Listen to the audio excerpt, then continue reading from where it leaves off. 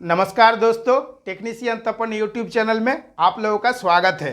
आज कुछ नया सीखते हैं। दोस्तों, आप लोगों को ऑलरेडी मालूम है हमने एक ऑनलाइन क्लास स्टार्ट किए हैं। ऑनलाइन क्लास में जो टॉपिक रहता है उसी का एक वीडियो बना के यूट्यूब में अपलोड करता हूँ। किस लिए कि जब आप किसी प्राइवेट कंपनी में या इंडस्ट्रियल में इंटरव्यू देने जाइएगा और अगर आप ऑनलाइन क्लास लिए हैं तो सारा चीज़ आपको याद आ जाएगा और बहुत बेटर तरीक़ा से आप इंटरव्यू दे सकते हैं। तो जो आपका ट्रांसफार्मर का टॉपिक है, जैसे ट्रांसफार्मर का बेसिक नॉलेज, ऑलरेडी पार्ट 1 और पार्ट 2 में ऑलरेडी वीडियो अपलोड करके मैं आप लोगों को समझाया हूँ। आज मैं आप लोगों को पार्ट 3 के बारे में बताऊँगा कि ट्रांसफार्मर को स्टैटिक डिवाइस क्यों बोलते हैं, किस लिए बोलते हैं, बोलने का कारण क्या है, ट्रांसफार्मर का कनेक्शन चाहे वो प्राइमरी साइड हो या secondary side, type of transformer, working of transformer और ट्रांसफार्मर का सेफ्टी के बारे में। जब भी आप इंटरव्यू देने जाइएगा, यहाँ पे जितना सारा पॉइंट मैं लिख के रखा हूँ देखिएगा, इसी में से ही आपको क्वेश्चन पूछता है और क्या क्या क्वेश्चन पूछता है इसका भी नॉलेज आपके अंदर में होना चाहिए, तब आपको जवाब देने में कुछ दिक्कत नहीं होगा। क्योंकि दोस्तों, मैं आप लोगों के साथ अपना जो प्रैक्टिकल एक्सपीरियंस है वो शेयर करता हूँ और प्रैक्टिकल तरीका से ही आप लोगों को समझाता हूँ। तो ये जो आपका ट्रांसफार्मर है, ट्रांसफार्मर को स्टैटिक डिवाइस क्यों बोलते हैं, यानी कि एक जगह में आपका ट्रांसफार्मर रहता है। जैसे ये जो हमने ट्रांसफार्मर का ड्राइंग बनाए हैं, इसके साथ अगर आप मिला के देखिएगा ईओटी क्रेन में जो आपका मैग्नेट पैनल के लिए ट्रांसफार्मर रहता है तो सेम टू सेम मैच हो जाएगा। और जो चाहे कंट्रोल कनेक्शन हो या पावर का कनेक्शन हो तो आपका बिल्कुल मैच हो जाएगा और यही कनेक्शन में ज़्यादातर प्लांट में आपको देखने के लिए मिलेगा। ये सबसे आसान तरीका कनेक्शन है। तो जो आपका पार्ट 3 का वीडियो है, एक एक करके सारा चीज़ आपको सीखना पड़ेगा, तभी आपका इंटरव्यू अच्छा होगा। तो ये हो गया हमारा 3 फेज ट्रांसफार्मर और पावर और कंट्रोल का कनेक्शन। तो अभी ट्रांसफार्मर को स्टैटिक डिवाइस क्यों बोलते हैं, यहाँ पे आर, वाई और बी जो सप्लाई है वो किस में आ रहा है ना, एमसीसीबी में आ रहा है। एमसीसीबी में आपको 2 गो प्रोटेक्शन मिलता है, एक होता है आपका ओवरलोड, दूसरा होता है शॉर्ट सर्किट। इससे पहले भी जो वीडियो बनाया हूँ उसमें मैं आप लोगों को समझाया हूँ। तो यहाँ पे दोस्तों फास्ट जो सप्लाई आपका इन हो रहा है, यहाँ पे आपको कितना पता चल रहा है ना, ये हमारा 3 फेज सप्लाई है 415 वोल्ट एसी और यहाँ पे फ्रीक्वेंसी कितना है ना, 50 फ्रीक्वेंसी है। जब आप एसएमएस डिपार्ट में या डीआरआई में हो या पावर प्लांट में काम कीजिएगा, चाहे वो 35 MVA का ट्रांसफार्मर हो या 12 MVA का ट्रांसफार्मर हो या 4.0 MVA का ट्रांसफार्मर हो, इसका जो प्राइमरी साइड है इसमें आपको कोई कोई जगह में 33 के भी देखने के लिए मिलेगा, कोई कोई जगह में आपको 11 के भी देखने के लिए मिलेगा। और इसका जो सेकेंडरी साइड है इसमें जो आपका एसएफसी पैनल है, स्टैटिक फ्रीक्वेंसी कन्वर्टर, कोई कोई जैसे मेगाथर्म हो गया, इंडक्टोथर्म हो गया, इलेक्ट्रोथर्म हो गया, किसी में आपको 575 वोल्ट देखने के लिए मिलेगा, किसी में 840 वोल्ट देखने के लिए मिलेगा, किसी में 750 वोल्ट देखने के लिए मिलेगा। लेकिन जो आपका काम करने का तरीका है वो बिल्कुल सेम रहता है, कोई थोड़ा सा छोटा होता है, कोई थोड़ा सा बड़ा होता है। तो जब एमसीसीबी को ऑन करेंगे तो आर, वाई और बी जो सप्लाई है वो किस में आएगा ना, ट्रांसफार्मर का प्राइमरी साइड में आएगा। और प्राइमरी साइड में जो आपका कनेक्शन होता है आर, वाई और बी का, जैसे 415, 415, 415, जब भी आप कनेक्शन कीजिएगा आर, वाई, बी का, ट्रांसफार्मर में जो आपका टैप दिया हुआ रहता है बिल्कुल सेम टैप में ही कनेक्शन करना है। ऐसा कभी भी गलती नहीं करना है कि एगो 415 में लगा दिए, एगो 440 में लगा दिए, एगो 380 में लगा दिए, ऐसा नहीं करना है। जब भी आप ट्रांसफार्मर का प्राइमरी साइड में कनेक्शन कीजिएगा, अगर आप 380 में कर रहे हैं तो आर, वाई और बी तीनों को 380 में ही करना है। इसके बाद जो आपका ट्रांसफार्मर में आर, वाई, बी सप्लाई आया, इसका सेकेंडरी साइड से आउट होगा। तो सेकेंडरी साइड में हमारा कौन कौन सा टैप है, 150, 160, 170, 180। तो यहाँ पे देख के आपको क्या पता चल रहा है कि ये जो आपका ट्रांसफार्मर है ये एक स्टेप डाउन ट्रांसफार्मर है। अगर यहाँ पर आपका 400 या 500 या 600 या 700 ऐसा कुछ ज़्यादा वोल्टेज लिखा हुआ रहता तो आपको पता चलता कि ये स्टेप अप ट्रांसफार्मर है। और ट्रांसफार्मर का वाइंडिंग किस तरह से रहता है प्राइमरी साइड में और सेकेंडरी साइड में, ये भी आप देख के पहचान सकते हैं। हमेशा देखिएगा जो आपका प्राइमरी साइड का वाइंडिंग होता है वो हमेशा इसमें जो आपका कॉपर का वाइंडिंग रहता है वो पतला होता है, और सेकेंडरी साइड में देखिएगा ज़्यादातर आपको क्या देखने के लिए मिलेगा, मोटा वायर देखने के लिए मिलेगा। और ये स्टेप डाउन जो ट्रांसफार्मर है, जैसे मैं एक मैग्नेट पैनल का एग्जांपल देकर आप लोगों को समझाया हूँ, मैं जिस तरह से आप लोगों को बता रहा हूँ अगर आप बहुत बारीकी से देखिएगा तो सेम टू सेम आपका मैच हो जाएगा।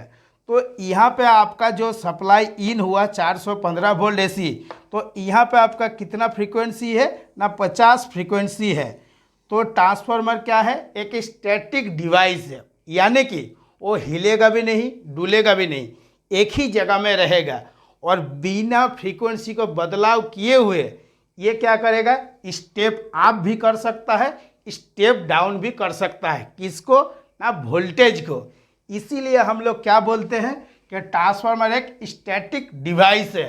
अभी जिस तरह से मैं दोस्तों आप लोगों को समझाया हूँ, वीडियो को अगर बारीकी से देखे हैं तो हर चीज़ आपको समझ में आएगा, और अगर आप छोड़ छोड़ के देखे हैं तो आपको कुछ भी समझ में नहीं आएगा कि ट्रांसफार्मर को हम लोग स्टैटिक डिवाइस क्यों बोलते हैं।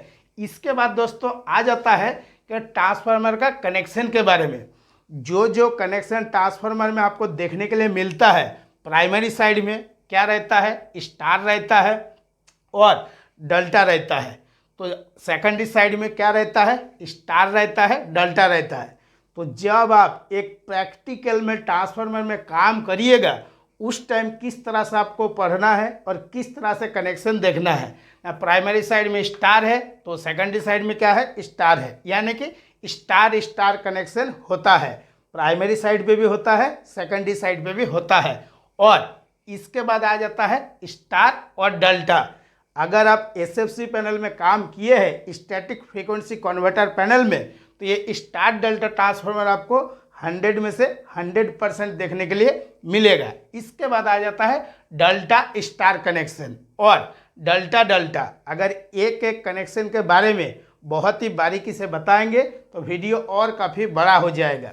ये जो ट्रांसफार्मर का कनेक्शन के ऊपर जो वीडियो है, ये मैं पार्ट 4 में जिस तरह से कनेक्शन के बारे में आप लोगों को बताऊंगा, कुछ भी डाउट आपके अंदर में नहीं रहेगा, सारा डाउट क्लियर हो जाएगा। इसके बाद दोस्तों जो ट्रांसफार्मर का टाइप है, ये आपको बहुत सा टाइप को देखने के लिए मिलेगा। तो यहाँ पे मैं जो आप लोगों को बता रहा हूँ अभी 2 टाइप, एक है आपका स्टेप अप ट्रांसफार्मर, एक हुआ आपका step down transformer.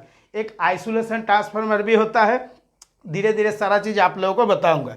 Working of transformer, यानी कि ट्रांसफार्मर काम किस तरह से करता है।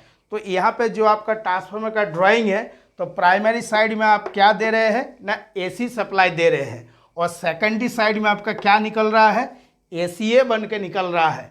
तो ट्रांसफार्मर में क्या होता है, एक म्यूचुअल इंडक्शन के ऊपर काम करता है, यानी कि जब आप एसी सप्लाई दीजिएगा प्राइमरी साइड में तो उसका सेकेंडरी साइड में एसीए निकलेगा। अब इसमें अंतर क्या रहेगा, स्टेप अप और स्टेप डाउन। तो ट्रांसफार्मर जो काम करता है म्यूचुअल इंडक्शन के ऊपर काम करता है। छोटा छोटा ही देखिए मैं बताऊंगा, लेकिन आपको सारा चीज़ क्लियर समझ में आएगा।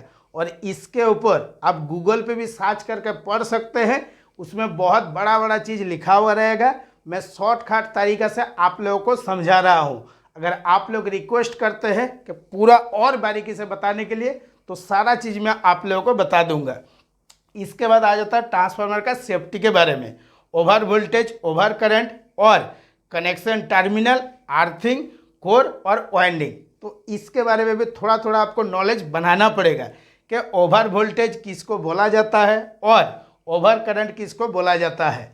तो जो देखिएगा वोल्टेज है, यानी कि एक होता है आपका लिमिट वोल्टेज। जैसे बहुत सा ट्रांसफार्मर में क्या दिया हुआ रहता है कि 33 के भी सप्लाई इसका प्राइमरी साइड में देना है, और इसका हाईएस्ट वोल्टेज कितना तक रहता है, 36 केवीए तक। तो यहाँ पे जो आपका ट्रांसफार्मर में प्राइमरी साइड में सप्लाई दे रहे हैं, हाईएस्ट कितना तक दे सकते हैं, यानी कि 440 वोल्ट तक दे सकते हैं एसी, इससे ज़्यादा नहीं दे सकते हैं। इससे ज़्यादा होगा तो ट्रांसफार्मर में ओवर वोल्टेज का प्रोटेक्शन देखने के लिए मिलेगा। आगे जो मैं 12 MVA का ट्रांसफार्मर, 35 MVA का ट्रांसफार्मर और 4.0 MVA का ट्रांसफार्मर और 2.5 MVA का ट्रांसफार्मर, इसमें जितना सारा सेफ्टी पॉइंट है इसके बारे में भी बताऊंगा। और जो आपका ओवर करंट है, यानी कि ट्रांसफार्मर आपका कितना एम्पियर कैपेसिटी का है। अगर आपका 100 एम्पियर का कैपेसिटी का है तो देखिएगा कैलकुलेशन में मैं ट्रांसफार्मर के ऊपर बताया हूँ कि 80% करंट का कैलकुलेशन किस तरह से करना है। एक अगर आपका ट्रांसफार्मर है तो इसमें 80% से ज़्यादा आपको लोड नहीं देना है। ये भी वीडियो ऑलरेडी मैं अपलोड कर चुका हूँ। इसके बाद दोस्तों आ जाता है कनेक्शन टर्मिनल। तो जब भी आप ट्रांसफार्मर में कनेक्शन कीजिएगा, जितना सारा यहाँ पे टर्मिनल है हमेशा एकदम पूरा दबा के टाइट रखना है। जितना अच्छा से टाइट रहेगा कभी भी आपको टर्मिनल जला हुआ देखने के लिए नहीं मिलेगा। प्रैक्टिकल में ईओटी क्रेन में क्या होता है, बहुत वाइब्रेशन होता है और ये जो आपका ट्रांसफार्मर में टैप दिया हुआ रहता है और बहुत सारा वायर रहता है, इसको अच्छा से हम लोग टाइट नहीं करते हैं, या शुरू में एक बार जब ट्रांसफार्मर फिटिंग हुआ उसी टाइम दबा कर टाइट कर दिए और दोबारा चेक नहीं करते हैं। इसीलिए जो हमने ऑनलाइन क्लास देते हैं इसमें पीआई, पीएम और टीपीएम के बारे में बताया हूँ। ये तीनों चीज़ को अगर आप अच्छा से फॉलो करते हैं तो जल्दी कोई बड़ा ब्रेकडाउन नहीं आएगा ऐसा नहीं है, छोटा मोटा हल्का फुल्का आएगा, लेकिन ये टर्मिनल जलना ये सब फॉल्ट बिल्कुल भी नहीं आएगा। अगर आप ऑनलाइन क्लास ज्वाइनिंग कीजिएगा तब आपको पता चलेगा कि ऑनलाइन क्लास में यही वीडियो का ही जो टॉपिक है इसको 4 घंटा 5 घंटा तक कंटिन्यू समझाया जाता है, क्योंकि एक टॉपिक को एक बार में ही कंप्लीट करना पड़ता है। और यूट्यूब वीडियो में क्या है, थोड़ा थोड़ा करके बताना पड़ता है, नहीं तो बहुत लंबा वीडियो हो जाएगा। इसके बाद आ जाता है दोस्तों जो कनेक्शन टर्मिनल के बारे में आप लोगों को बताया हूँ। तो अभी जो ये ट्रांसफार्मर आप देख रहे हैं, अभी इसमें क्या दिखाया गया है कि प्राइमरी साइड में आप सप्लाई दे रहे हैं। तो प्राइमरी साइड में आपका स्टार कनेक्शन है या डेल्टा कनेक्शन है, वो जब आप कनेक्शन कीजिएगा तब पता चलेगा। एक फॉर एग्जाम्पल अगर हम इसको स्टार कनेक्शन किस तरह से करेंगे ना, ये जो आपका लिंक लिखा हुआ है, ये लिंक में ये जो देखिए फोटो में डाला हूँ एकदम same to same star connection करने के लिए लिंक से लिंक को शॉर्ट करना है, इस लिंक से इस लिंक को शॉर्ट करना है। तो जब इसको आप शॉर्ट कीजिएगा प्राइमरी साइड में और सेकेंडरी साइड में, इसके बाद जब आप ट्रांसफार्मर को ऑन करिएगा तो प्राइमरी साइड में सप्लाई दीजिएगा और सेकेंडरी साइड में आपको वोल्टेज मिलेगा। अगर आप ये जो स्टार लिंक है ये नहीं लगाते हैं तो आपको कोई भी वोल्टेज नहीं मिलेगा। इसीलिए फोटो डाल के मैं आप लोगों को समझा रहा हूँ। और ये जो मैं कनेक्शन आप लोगों को बता रहा हूँ, जो 1 नंबर में लिखा हुआ है स्टार स्टार, यानी कि प्राइमरी साइड पे भी स्टार कनेक्शन है और सेकेंडरी साइड पे भी स्टार कनेक्शन है। और ट्रांसफार्मर का जो मैं फोटो डाला हूँ इसको देख के भी आप आसान से समझ सकते हैं। तो आपको ये कन्फर्म हो गया कि ट्रांसफार्मर का जो प्राइमरी साइड है ये भी स्टार कनेक्शन होता है और जो आपका सेकेंडरी साइड है ये भी स्टार कनेक्शन होता है। नेक्स्ट जो मैं वीडियो बनाऊंगा उसमें आप लोगों को स्टार डेल्टा कनेक्शन के बारे में भी बताऊंगा, डेल्टा कनेक्शन के बारे में बताऊंगा, 3 गो डेल्टा 1 गो स्टार का कनेक्शन किस तरह से किया जाता है इसके बारे में भी बताऊंगा। तब क्या होगा, जितना सारा फ्रेंड एसएमएस डिपार्टमेंट में काम करते हैं ट्रांसफार्मर के ऊपर कुछ डाउट भी नहीं रहेगा। और जितना सारा फ्रेंड हमारे व्हाट्सएप में क्वेश्चन पूछते हैं कि स्टार डेल्टा ट्रांसफार्मर क्यों लगाते हैं, किस लिए लगाते हैं, इसको लगाने का कारण क्या है, इस टाइप से अगर आप अंदर से क्वेश्चन पूछिएगा तो एक एक क्वेश्चन का आंसर लेने के लिए कंपनी में देखिएगा बहुत सा फ्रेंड रहता है। आप किसी से भी पूछिएगा लेकिन आपको कुछ बताएगा ही नहीं, अगर कोई बोलेगा भी तो उल्टा सीधा कुछ ना कुछ बोलता ही रहेगा। इसीलिए मैं बोलता अगर आपको काम सीखना ही है तो आप वीडियो देख के भी सीख सकते हैं। इसके बाद दोस्तों आ जाता है ट्रांसफार्मर का अर्थिंग के बारे में, यानी कि जो आपका बहुत बड़ा ट्रांसफार्मर रहता है इसमें डबल अर्थ देना पड़ता है। अर्थ किस लिए देना पड़ता है ना, जो आपका लीकेज करंट है वो ग्राउंड में जाना चाहिए। इसके बाद आ जाता है कोर के बारे में। जब आप एक ट्रांसफार्मर में काम कर रहे हैं, यानी कि ये एक मैग्नेट पैनल का ट्रांसफार्मर है, इसमें आप काम कर रहे हैं, तो इसका जो इंसुलेशन है इसके ऊपर बहुत अच्छा से आपको ध्यान रखना है कि इंसुलेशन किसी भी हाल में कहीं चोट ना लग जाए, कहीं रगड़ ना जाए, कहीं घिस ना जाए। अगर छोटा छोटा चीज़ के ऊपर ध्यान नहीं दीजिएगा और कहीं अगर ट्रांसफार्मर गिर जाएगा या रगड़ जाएगा, ट्रांसफार्मर को तो ऑन कर दीजिएगा लेकिन वो ज़्यादा दिन नहीं चलेगा, बहुत जल्दी आपका ट्रांसफार्मर जल जाएगा। बाद में आप क्या पूछिएगा कि ट्रांसफार्मर क्यों जल गया, किस लिए जला, इसको जलने का कारण क्या है। लेकिन जिस टाइम ट्रांसफार्मर का आप चेक किए हैं, अगर बारीकी से चेक करते तो एक एक पॉइंट आपको समझ में आ जाता है। इसके बाद आता है वाइंडिंग, यानी कि जो आपका प्राइमरी साइड है और सेकेंडरी साइड है, इसमें जो वाइंडिंग किया जाता है तो इसमें देखिएगा बहुत ही अच्छा इंसुलेशन करके दिया जाता है। तो एक जो आपका ट्रांसफार्मर है, अगर आप सोच रहे हैं, ये एक मैग्नेट पैनल का ही फॉर एग्जांपल दे रहा हूँ कि ये जो आपका ट्रांसफार्मर है ये हमारा 10 साल से चल रहा है, आज तक कुछ हुआ नहीं है। ऐसा बिल्कुल भी नहीं है, चले तो चांद तक, नहीं तो शाम तक हो जाएगा। लेकिन अगर आपका 10 साल चल गया है और आपके पास दूसरा कोई ट्रांसफार्मर है, तो जो आपका पुराना ट्रांसफार्मर है उसको खोल के नीचे उतारना है और ओवर ऑयलिंग के लिए दे देना है। अगर दोबारा री इंसुलेशन हो जाएगा तो एक जो ट्रांसफार्मर है, अगर आपका 10 साल चल रहा था और 5 साल लाइफ बढ़ जाएगा। 5 साल बाद दोबारा उसको उतारना पड़ता है क्रेन से, फिर री इंसुलेशन करना पड़ता है। ट्रांसफार्मर का वाइंडिंग का इंसुलेशन जितना अच्छा रहेगा उतना ज़्यादा दिन तक आपको लाइफ मिलेगा। अभी इस वीडियो में जितना हो सके मैं आप लोगों को समझाया हूँ, और नेक्स्ट जो पार्ट 4 का वीडियो बनाऊँगा उसको जब देखिएगा तो आपका माइंड में और थोड़ा सा झटका लगेगा कि कितना बारीकी से नॉलेज बनाना पड़ता है। आज के वीडियो के लिए इतना ही। नमस्कार, जय हिंद।